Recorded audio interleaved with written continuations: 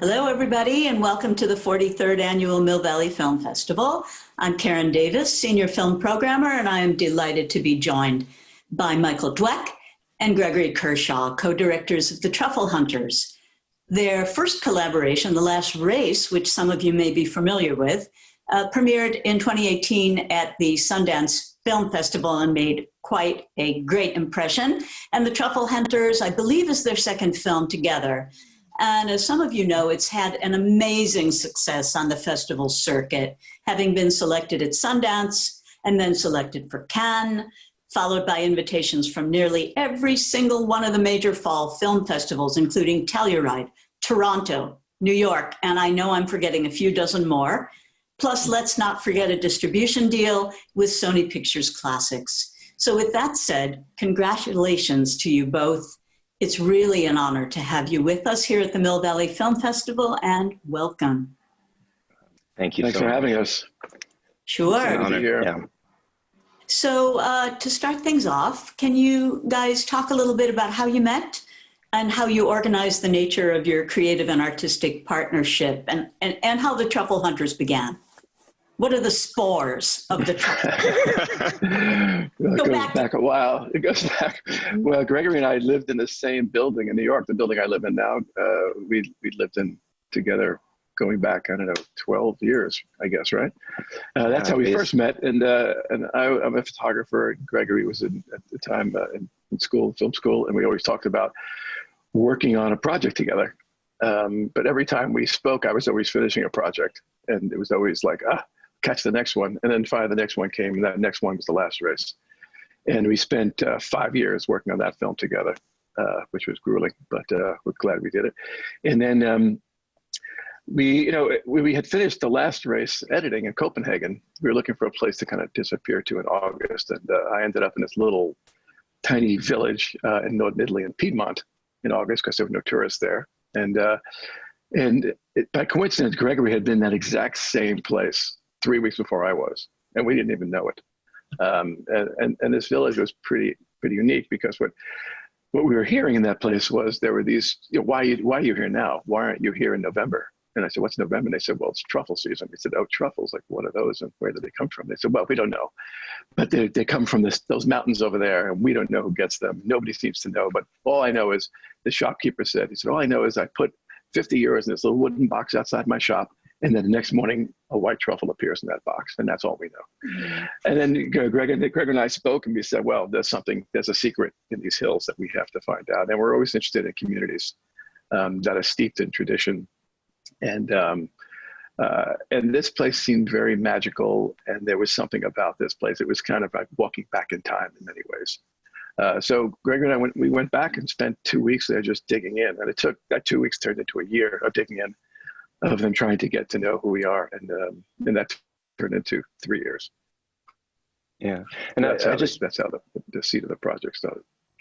Oh, I just wanted to talk a little bit about how we work together also, because I think, we came to the documentary space, I think, from sort of somewhat unusual backgrounds. So Michael's a fine art photographer, and in my background at the time, I was really focused more on narrative filmmaking.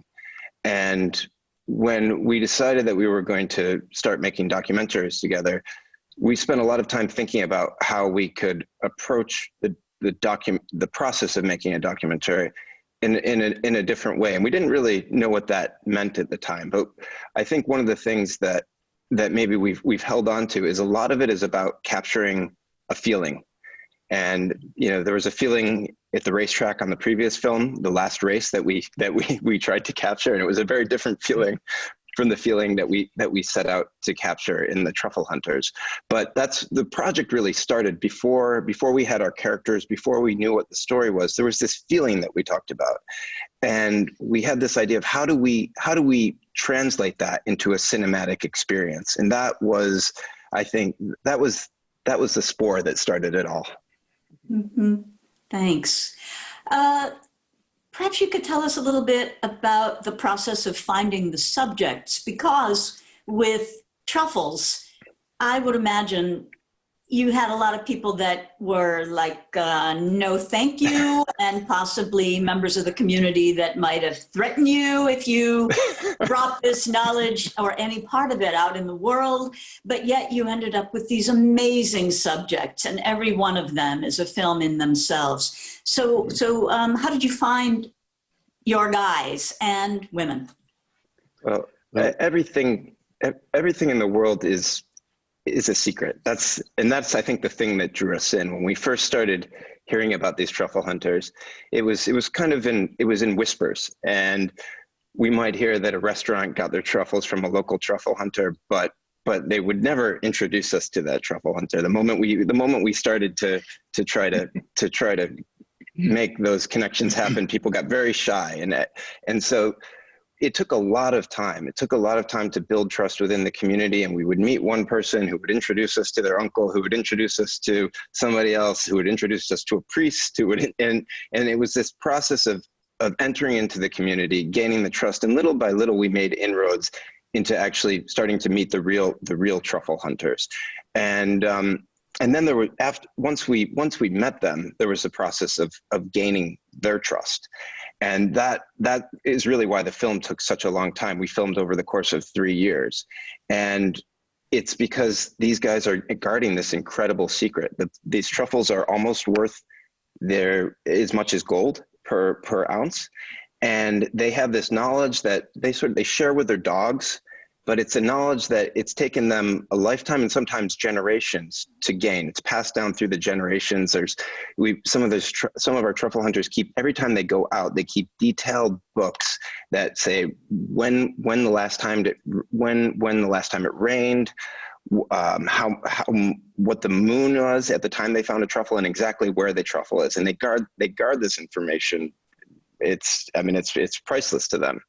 So they all have different hypotheses too, right? How you find the truffle, right? Some of them said it's when lightning strikes. It's 2 days after lightning strikes. Another one will say, yeah, it's the first moon, 4 days after the first moon. Other ones think that it's 14% humidity. I mean, they keep, like Greg was saying, some of them go back and they keep these beautiful books that go back. They have a shelf full of books and charts that they don't even share with their children, with their wives, with their friends. We would see people that were best friends. We'd ask the first people we met, they're two, I think they're both called Aldo. And we asked them, how long have you both been friends? And they said 84 yees. And we said, and you both go truffle hunting? Yep. And do you tell each other if you got truffles? Nope. Never.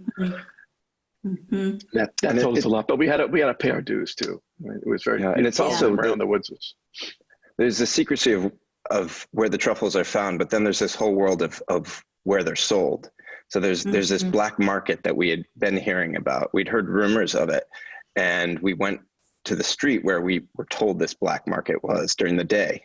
And it was supposed to happen in the middle of the night, but we started asking all the local businesses about this black market. And none of them had ever heard of it. This is on the exact street where it was supposed to happen 2 days a week. No one had heard about it.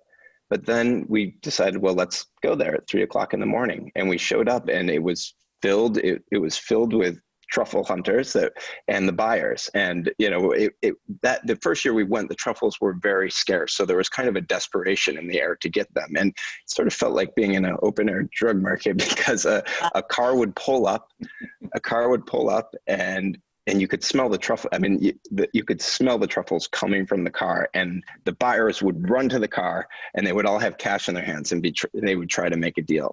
So it's everything about this world is a secret. And I guess that's what made it so intriguing for us, is to sort of unravel this mystery. And go ahead. Oh, I was just going to add that, when they finally started to let us in, it was slowly. And a lot of it was, well, I'm going out truffle hunting. If you guys want to follow me, you can follow me. But the first time he went was down a ravine that was probably 2,000 feet at a vertical decline. And we thought we were going to die. I mean, we had equipment. We work in a small crew. It's just Gregory and I, a translator and a sound person. And the sound person was above us, and it was muddy and raining, and the incline was like this. And we're sliding, and there's no way to get back up. And we have a really heavy camera with us and heavy tripods. And our truffle hunter's like, come on, man.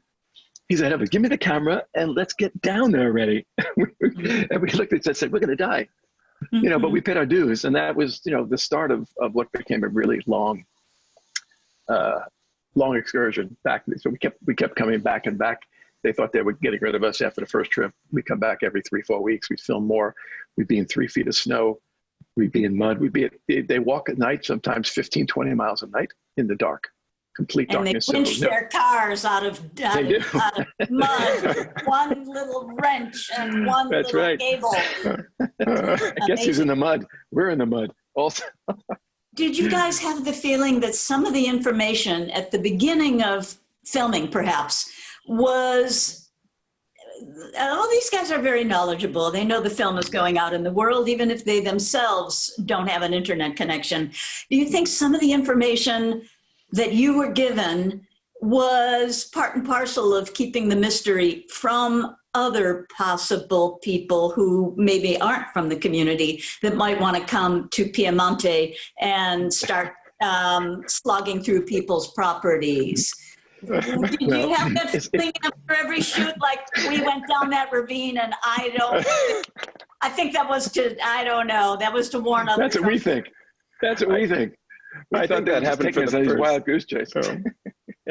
Yeah, it happened for the first I think 2 years of filming before we actually really got to see where they actually find the truffles. And I think eventually we think they showed us the real places, but I guess we'll never be sure. You're 100% right. We would look at each other. We'd be out there 10 hours a night with them, and we'd say, "There's the truffles here. Why aren't we here?" And then also, don't forget, we'd have cameras mounted on the dogs' heads also to show the dog's point of view. But so we did that also so that when they went into the woods alone, just a truffle hunter and his partner, that we end up listening to the audio, and they have conversations. I mean, it's a one-way conversation, obviously, but they talk about us. And we're like, what? We're like, yeah, we're just going to go around for a little while, and then we're going to come back and give them the camera back, and then we'll go out to really truffle hunting. And I'm like, we listen good. Yeah. That is great.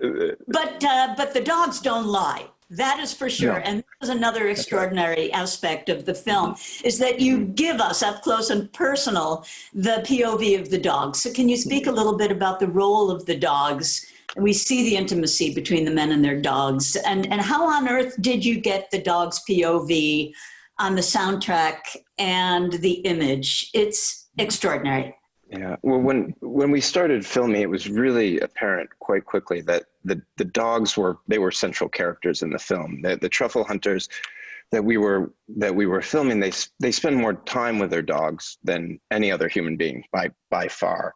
And I guess in all the cases, they have their own language with their dogs. So when they're talking to their dogs, sometimes they speak Italian or Piedmontese, but then there would be other words that we didn't recognize at all. And we would ask our translator, who spoke both Italian and Piedmontese, if she understood them, and she said no. And then we asked them, and they said, no, it's just our language. It's just we spent so much time.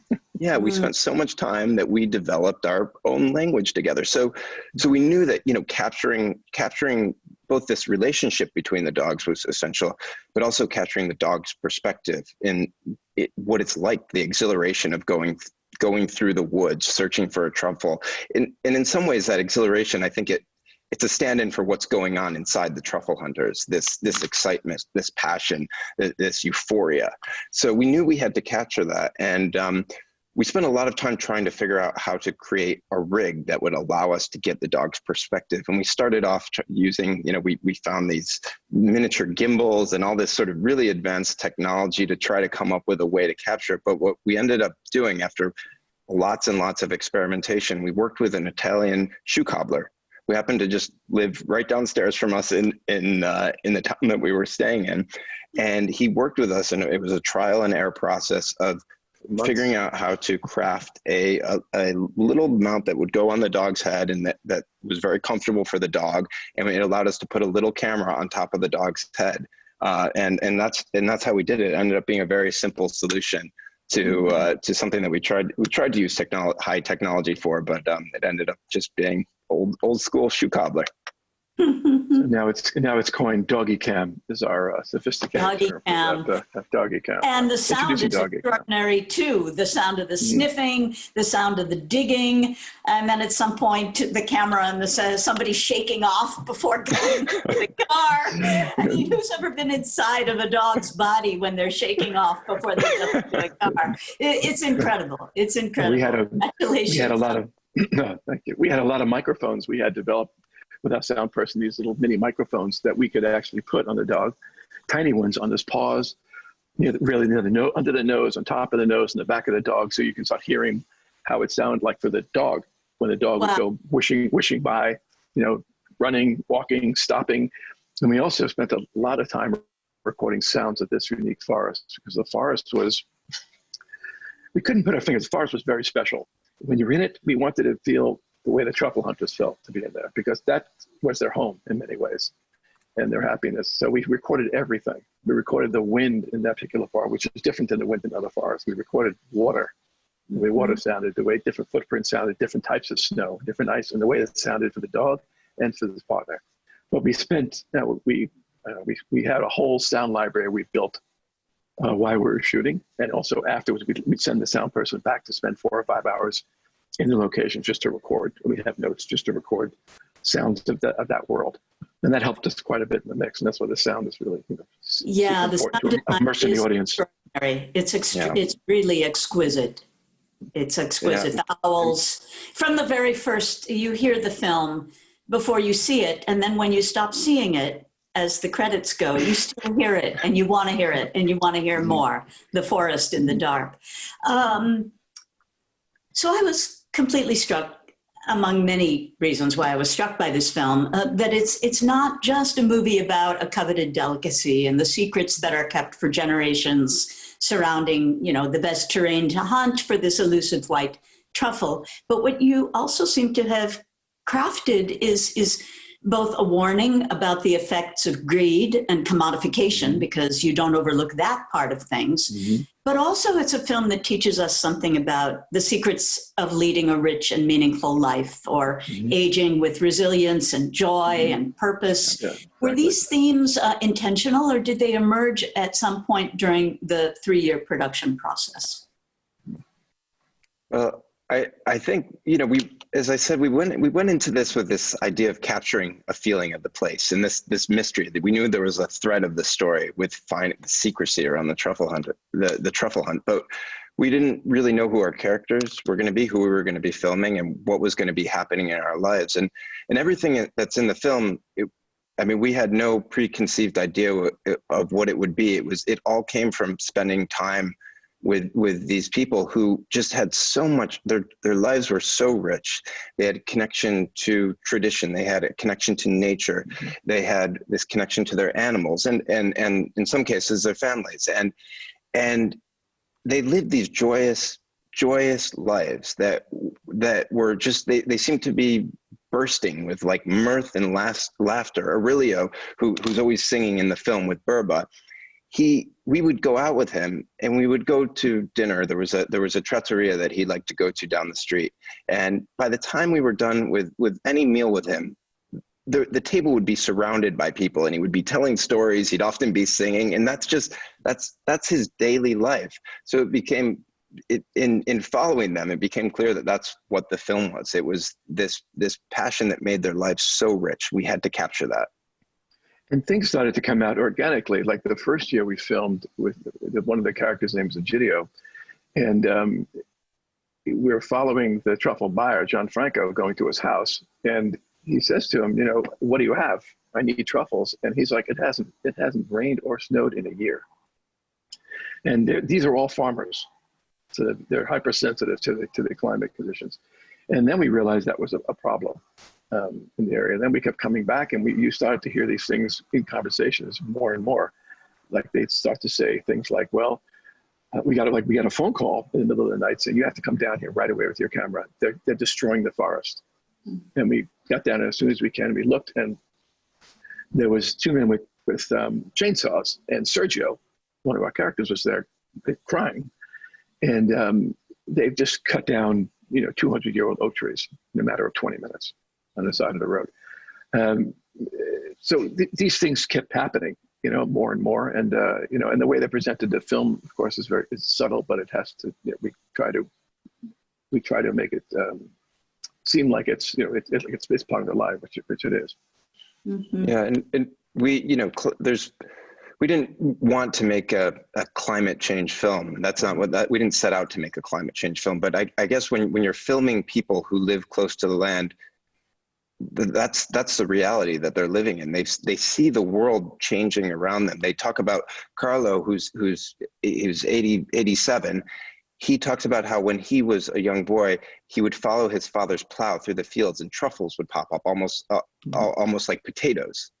And now finding them, it's like finding, it's like finding a piece of gold. It's nearly impossible. And that's, it's for a number of reasons.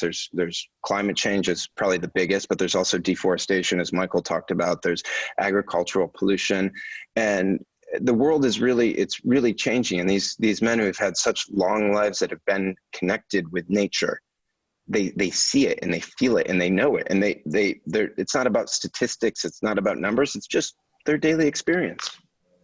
It's been going on for generations. So they're like 5th and 6th generation truffle hunters.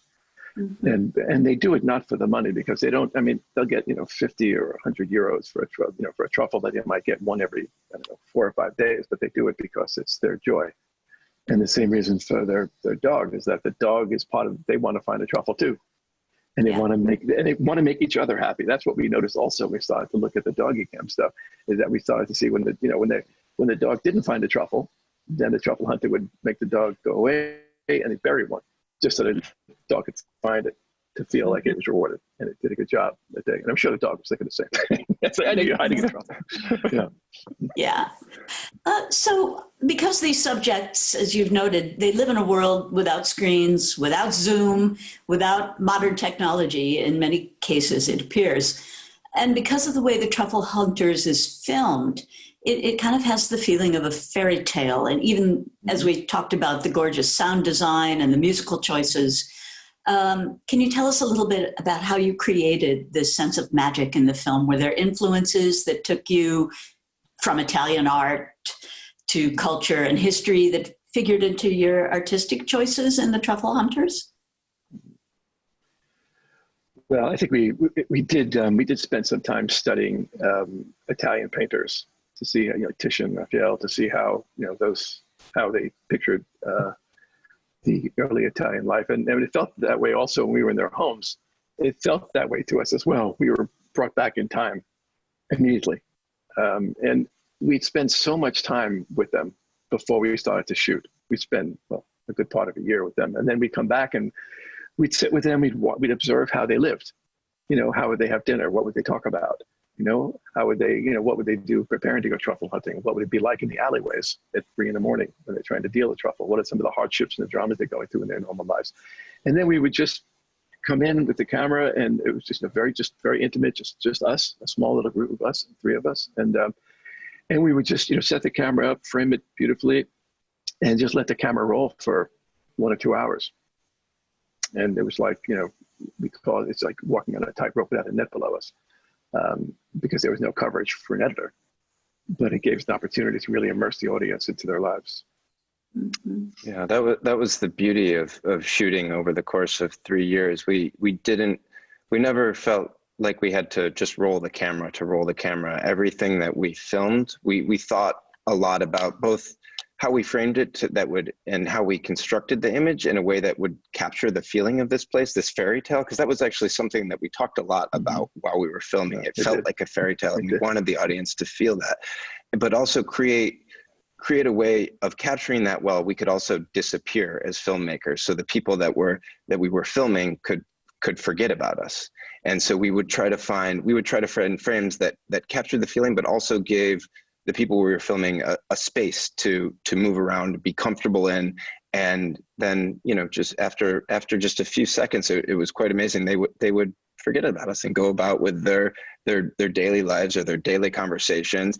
And we would let the camera just roll, as Mike said, for an hour, sometimes 2 hours. And then, the editing process was interesting, because out of that 2 hours of footage, we'd have to just choose a tiny slice, just, pull a minute or 2 minutes.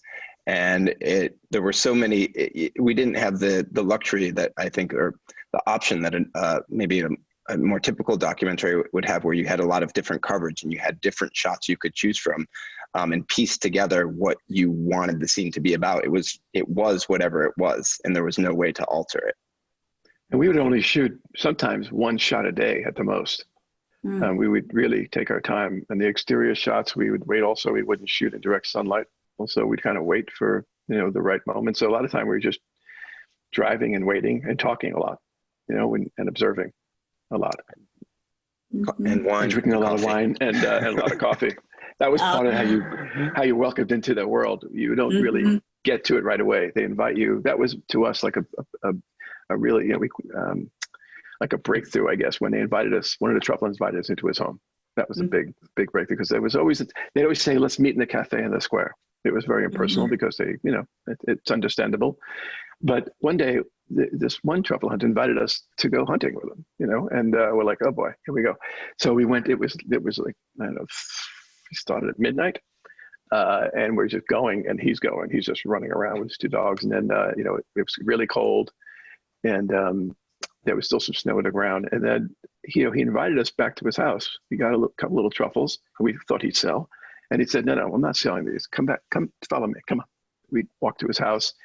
He goes out, gets some wood, puts wood in the fire to the stove, pulls out a beautiful frying pan and a couple of eggs from the chickens he has around back, cracks the eggs and starts, cracks the eggs, puts it in our plate and just starts shaving truffles and just said, welcome to my home. Oh, and that was, a breakthrough. And that word spread around town. I think social media they have social media down without any technology. Everybody they knew where we were way before we got there. And I think that was part of it, right? Every village we went to within, 30 miles, they knew exactly that we were coming and who we saw and what we're up to in a good way. Yeah. And what Mike just described is the best way to have a truffle, period. I mean, it's just over freshly cracked eggs. Maybe another option is just simple egg pasta, but with truffles, you just want to have it over something very simple so you can really experience what a truffle is, the aroma that is, it's unlike anything else.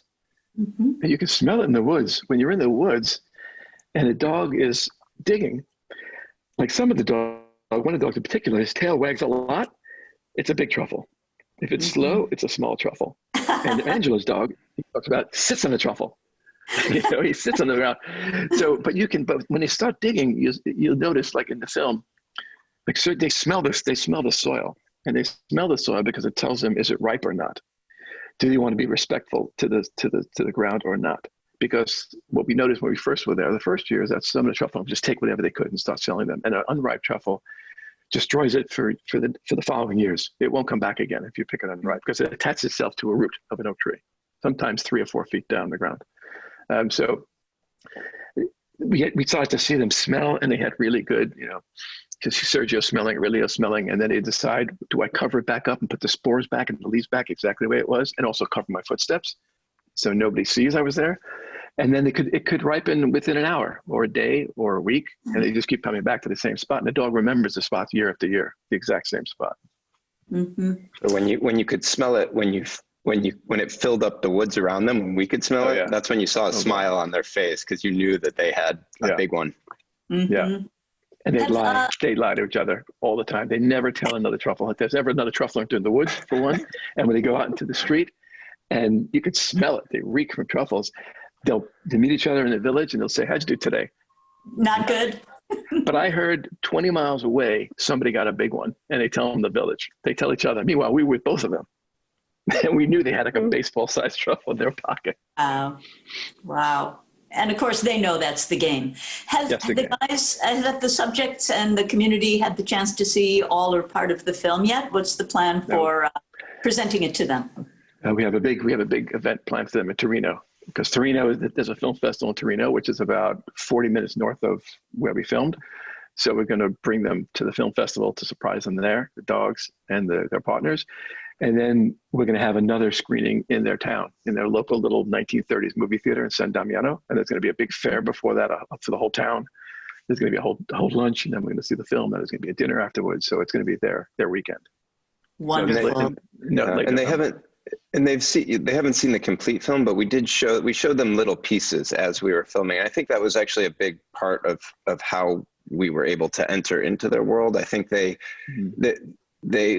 don't consume a lot of media, but by seeing what we were filming and how we were filming it, I think they know that what they're doing is important, not in a pompous way, but I think they understand how the world is changing, and they understand how what they have is so special. And I think they were excited that we were helping to preserve that and hopefully pass it on to other people and share that. Mm-hmm. Did they look give you behind any the camera. feedback? I'm sorry, go ahead. Oh, sorry to interrupt you. Sometimes we show, sometimes they'd be sick of it. They'd just be like, God, we have so much work to do on the farm, and you guys are always in the way. Can this be done? We're like, what? We just met. We're going to be here for a while. And, we've made a decision to show them have them look behind the camera, look at a replay of what they looked like. And what kind of comments did you get from them? I'm curious. I think it was just a big smile. It was just like a big smile on their face, but that changed things for us as well. I think they saw how we saw their lives as being, like Greg was saying, really important to us. But it was like simple things, like one scene of just someone cutting grass with a sickle. How beautiful is that? And he's like, why are you watching me cut grass with a sickle? First he sharpens it with an old stone. He's like, but it's just very beautiful. We showed him how it looked, and he was just, I think he understood. And they're going to love the doggy cam. They're going to love it. And their dog. How can they not? Yeah. They not. Yeah. Oh. So perhaps you can tell us a little bit about what you're writing and working on now, if there's even a moment in your life to think about the next project. And it might not be, but can you talk about any ideas you've had about something? Yeah, we're working on a number of projects right now that are all very similar to our past films. I mean, there's a desire that we want to keep telling stories that explore these fragile worlds, that have a connection to nature, that have a connection to tradition, that have a connection to community. And we feel like it's really important, and there's almost an urgency to it, because they're disappearing so rapidly, and it's very hard to find these places. And the ones that have maintained all that, they're usually quite hidden, because otherwise there's so many different forces pulling at them, and environmental factors, cultural factors, technology, it all creeps in and changes it really quick. So hopefully we'll keep finding these worlds and being able to tell their stories. We started a production company, right, called Beautiful Stories. So that's happening, which is great. Also, we're also going to be raising money. We already have a lot of money, and continue to raise money for a trust in Italy, in this particular region, so we can save those forests. So that's already happening. So it's so easy to destroy forests in that region to plant grapes, because grapes make money for wineries, but nobody makes money from an oak tree. So we're going to make sure that nobody touches this piece of land, and hopefully inspire the local government to do the same with more pieces of land. Well, thank you so much for telling this beautiful story and sharing it with us at the Mill Valley Film Festival. And we look forward to seeing many more beautiful stories coming from your collaboration. Great. Thanks again so much. Thank you. And we're honored to be part of the film festival. Thank you for including us. Thank you so much. Thank you.